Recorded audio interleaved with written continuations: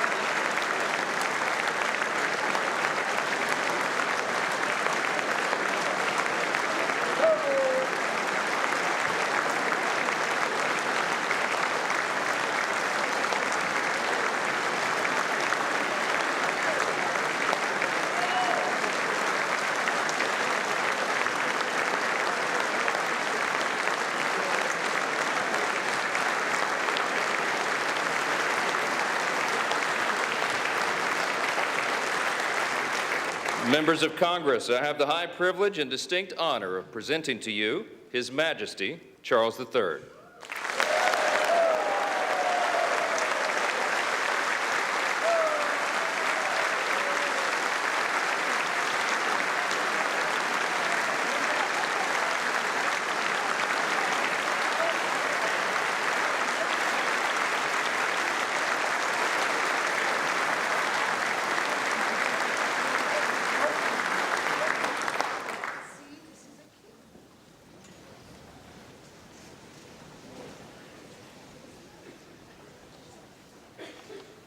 Mr. Vice President, Mr. Speaker, members of Congress, representatives of the American people across all states, territories, cities, and communities. I would like, if I may, to take this opportunity to express my particular gratitude to you all for the great honor of addressing this joint meeting of Congress, and on behalf of the Queen and myself, to thank the American people for welcoming us to the United States to mark this semi-quincentennial year of the Declaration of Independence.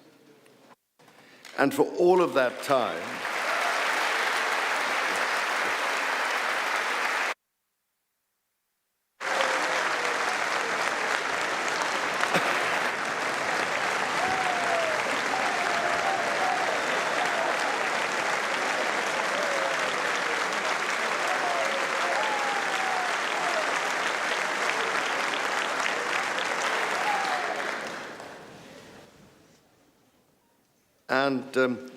for all of that time, our destinies as nations have been interlinked.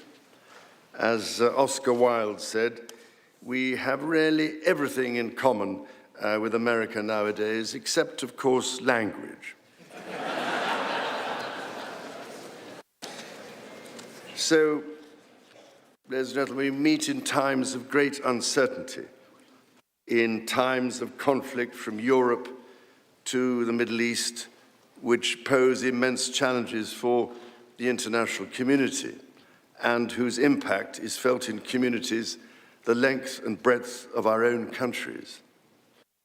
We meet too in the aftermath of the incident not far from this great building that sought to harm the leadership of your nation and to foment wider fear and discord.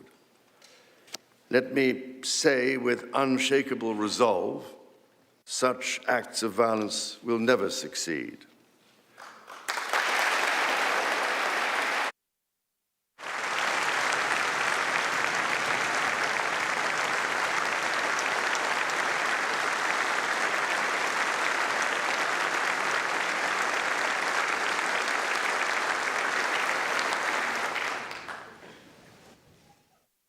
Whatever our differences, whatever disagreements we may have, we stand united in our commitment to uphold democracy, to protect all our people from harm, and to salute the courage of those who daily risk their lives in the service of our countries.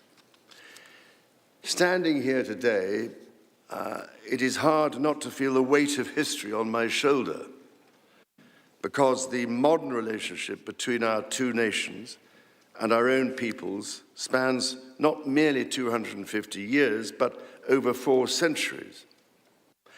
It is extraordinary to think that I am the 19th in our line of sovereigns to study with daily attention the affairs of America. So I come here today with the highest respect for the United States Congress, this citadel of democracy created to represent the voice of all American people to advance sacred rights and freedoms. Speaking in this renowned chamber of debate and deliberation, I cannot help but think of my late mother, Queen Elizabeth, who in 1991 was also afforded this signal honor and similarly spoke under the watchful eye of the Statue of Freedom above us. Today, I am here on this great occasion in the life of our nations to express the highest regard and friendship of the British people to the people of the United States. Now, as you may know, when I address my own Parliament at Westminster, we still follow an age-old tradition and take a Member of Parliament hostage,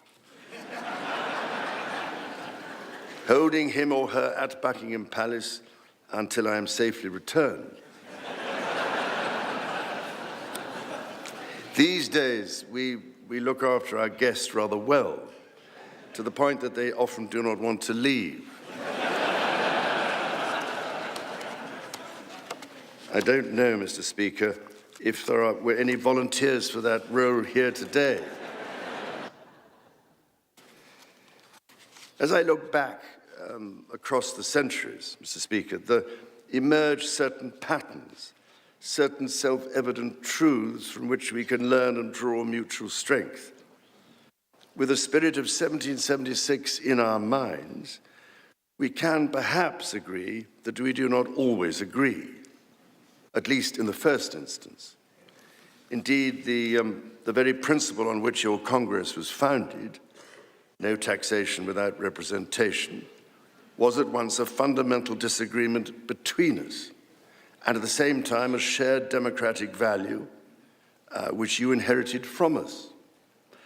Ours is a partnership born out of dispute, but no less strong for it. So perhaps in this example, we can discern that our nations are in fact instinctively like-minded, a product of the common democratic, legal, and social traditions in which our governance is rooted to this day. Drawing on these values and traditions, time and again, our two countries have always found ways to come together. And by Jove, Mr. Speaker, when we have found that way to agree, what great change is brought about, not just for the benefit of our peoples, but of all peoples. This, I believe, is the special ingredient in our relationship. As President Trump himself observed during his state visit to Britain last autumn, The bond of kinship and identity between America and the United Kingdom is priceless and eternal. It is irreplaceable and unbreakable.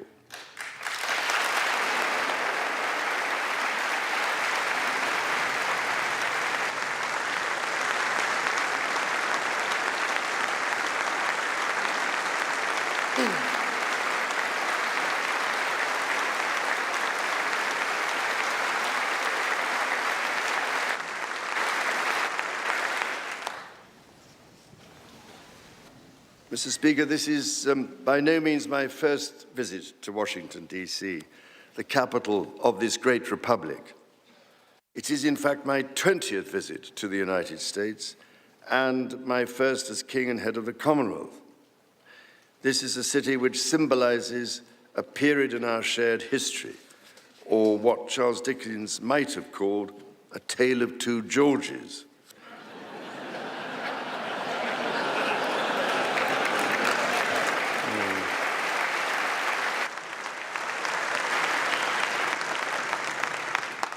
First President, George Washington, and my 5 times great-grandfather, King George III. King George, as you know, never set foot in America, and please rest assured, ladies and gentlemen, I am not here as part of some cunning rearguard action.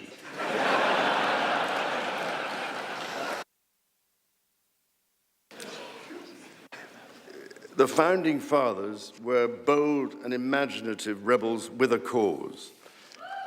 250 years ago, or as we say in the United Kingdom, just the other day,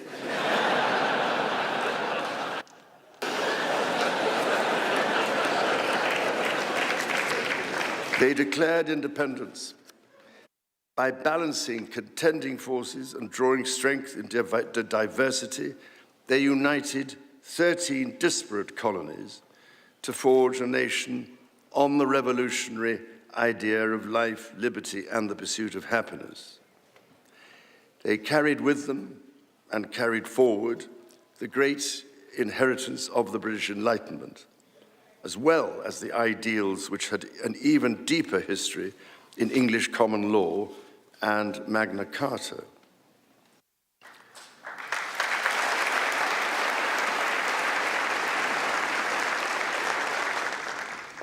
These roots run deep, and they are still vital.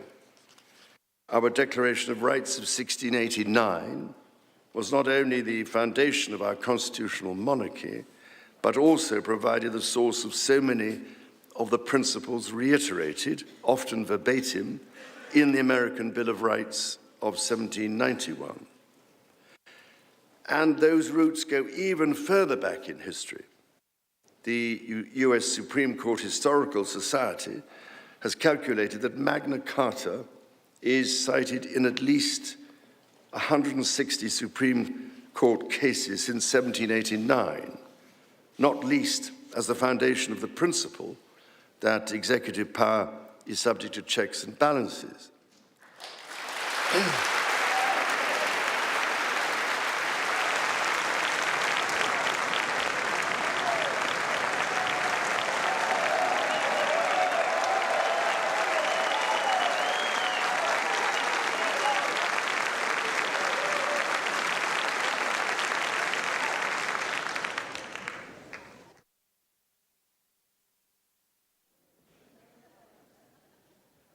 This is the reason why there stands a stone by the River Thames at Runnymede, where Magna Carta was signed in the year 1215.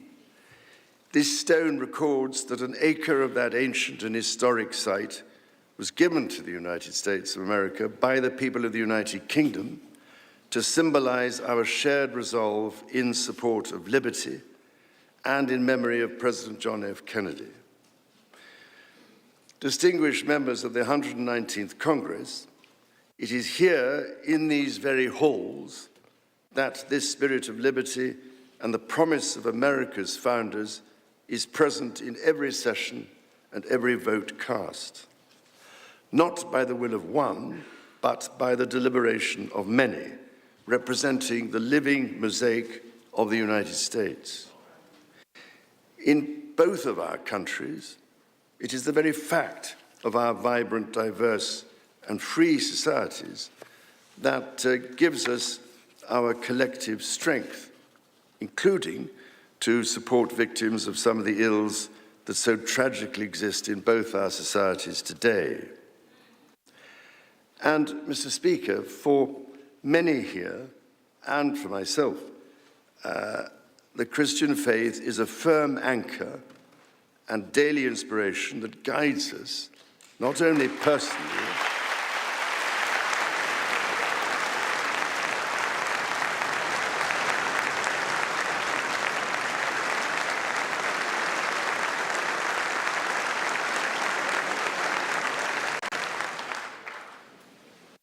that guides us not only personally, but together as members of our community. Having devoted a large part of my life to interfaith relationships and greater understanding, it is that faith in the triumph of light over darkness which I have found confirmed countless times.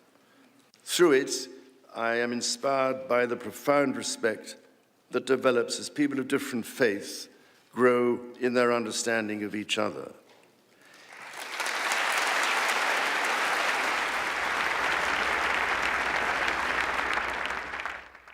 It is why, it is my hope, my prayer, that in these turbulent times, working together and with our international partners, we can stem the beating of plowshares into swords.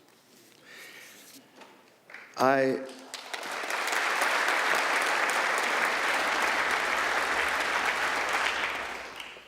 am mindful that we are still in the season of Easter, the season that most strengthens my hope. It is why I believe with all my heart that the essence of our two nations is a generosity of spirit and a duty to foster compassion, to promote peace, to deepen mutual understanding, and to value all people of all faiths and of none.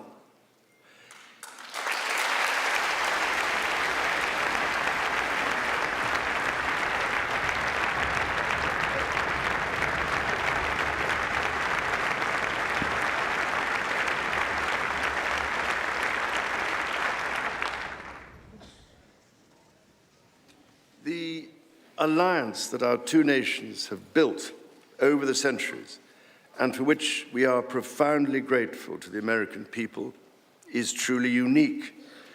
And that alliance is part of what Henry Kissinger described as Kennedy's soaring vision of an Atlantic partnership based on twin pillars, Europe and America. That partnership, I believe, Mr. Speaker, is more important today than it has ever been.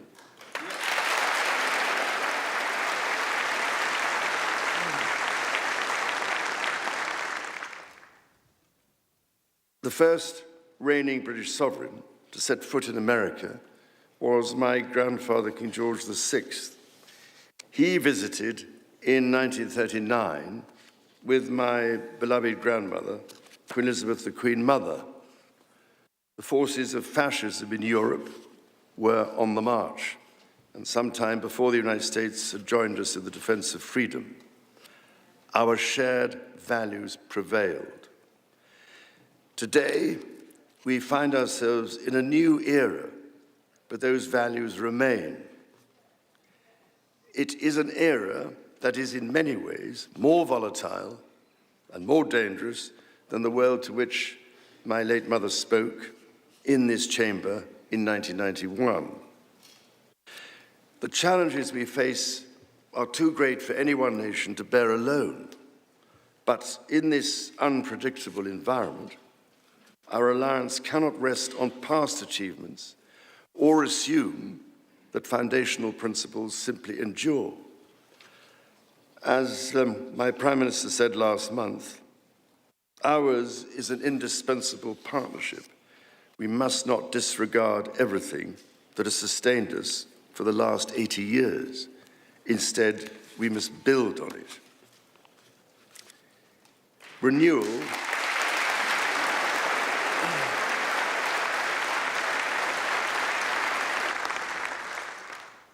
Renewal today starts with security. The United Kingdom recognizes that the threats we face demand a transformation in British defence.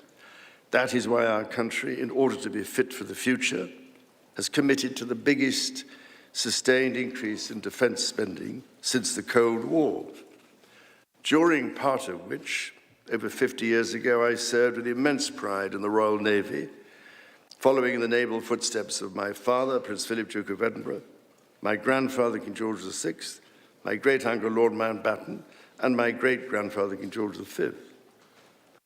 This year, of course, also marks the 25th anniversary of 9/11. This atrocity was a defining moment for America, and your pain and shock were felt around the whole world. During my visit to New York, my wife and I will again pay our respects to the victims, the families, and the bravery shown in the face of terrible loss. We stood with you then, and we stand with you now in solemn remembrance of a day that shall never be forgotten.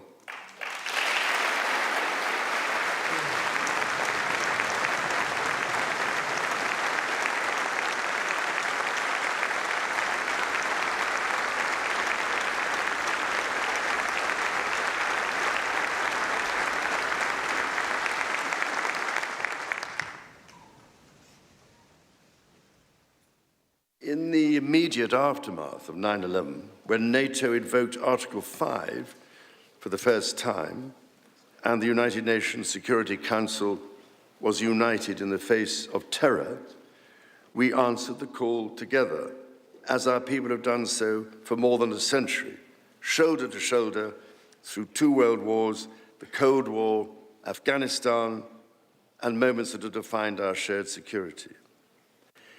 Today, Mr. Speaker, that same unyielding resolve is needed for the defense of Ukraine and her most courageous people.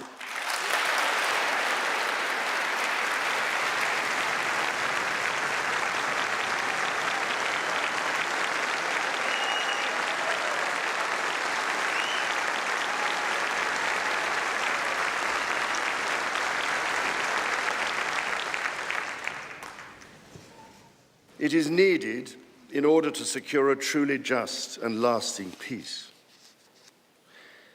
From the depths of the Atlantic to the disastrously melting ice caps of the Arctic, the commitment and expertise of the United States Armed Forces and its allies lie at the heart of NATO, pledged to each other's defense, protecting our citizens and interests, keeping North Americans and Europeans safe from our common adversaries. Our defense, intelligence, and security ties are hardwired together through relationships measured not in years, but in decades. Today, thousands of US service personnel, defense officials, and their families are stationed in the United Kingdom, as British personnel serve with equal pride across 30 American states. We are building F-35s together, and we have agreed the most ambitious submarine program in history, AUKUS.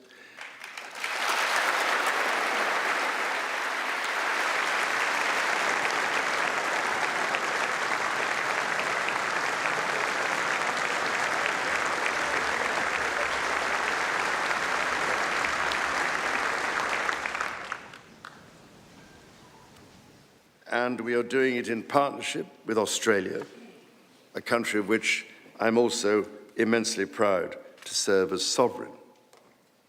We do not embark on these remarkable endeavors together out of sentiment. We do so because they build greater shared resilience for the future, so making our citizens safer for generations to come. Our common ideals were not only crucial for liberty and equality, they are also the foundation of our shared prosperity. The rule of law, the certainty of stable and accessible rules, an independent judiciary resolving disputes and delivering impartial justice. These features created the conditions for centuries of unmatched economic growth in our two countries. This is why our governments are concluding new economic and technology agreements to write the next chapter of our joint prosperity and ensure that British and American ingenuity continues to lead the world.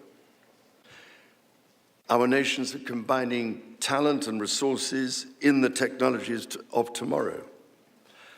Our new partnerships in nuclear fusion and quantum computing and in AI and drug discovery, holding the promise of saving countless lives. More broadly, we celebrate the $430 billion in annual trade that continues to grow, the $1.7 trillion in mutual investment that fuels that innovation, and the millions of jobs on both sides of the Atlantic, supported across both economies. These are strong foundations on which to continue to build for generations yet unborn. Our ties in education, research, and cultural exchange empower citizens and future leaders of both countries. The Marshall Scholarship, named after the great General George Marshall, and the association of which I am so proud to be patron, are emblematic of the connection between our two countries. Since its founding, more than 2,300 scholarships have been awarded, opening doors for Americans from all walks of life to study at the United Kingdom's leading universities. So as we look toward the next 250 years, we must also reflect on our shared responsibility to safeguard nature, our most precious and irreplaceable asset.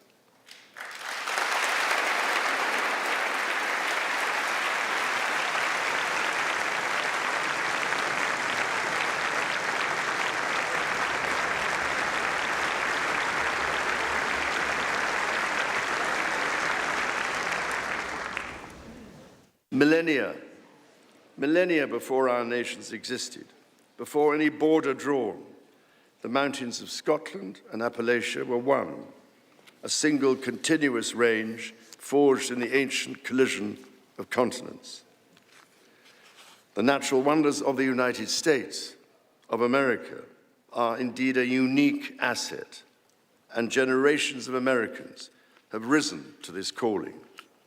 Indigenous, political, and civic leaders, people in rural communities and cities alike, have all helped to protect and nurture what President Theodore Roosevelt called the glorious heritage of this land's extraordinary natural splendor, on which so much of its prosperity has always depended.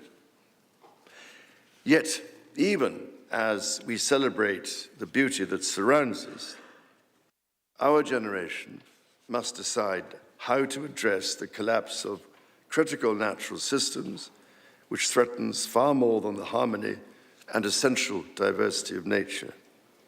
We ignore at our peril the fact that these natural systems, in other words, nature's own economy, provide the foundation for our prosperity and our national security.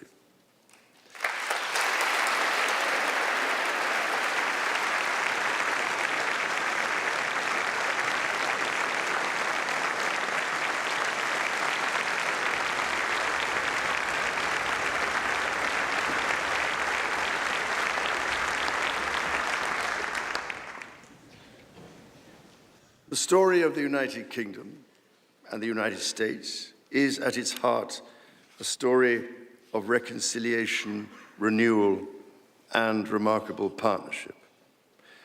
From the bitter divisions of 250 years ago, we forged a friendship that has grown into one of the most consequential alliances in human history.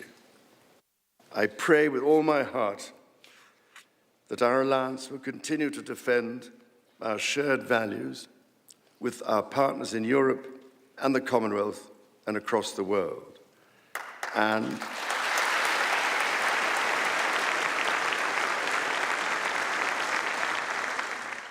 that we ignore the clarion calls to become ever more inward-looking. Mr. Speaker, Mr. Vice President, distinguished ladies and gentlemen, America's words carry weight and meaning, as they have since independence. The actions of this great nation matter even more. President Lincoln understood this so well with his reflection in the magisterial Gettysburg Address, that the world may little note what we say, but will never forget what we do. And so to the United States of America, on your 250th birthday, let our two countries rededicate ourselves to each other in the selfless service of our peoples and of all the peoples of the world. God bless the United States, and God bless the United Kingdom.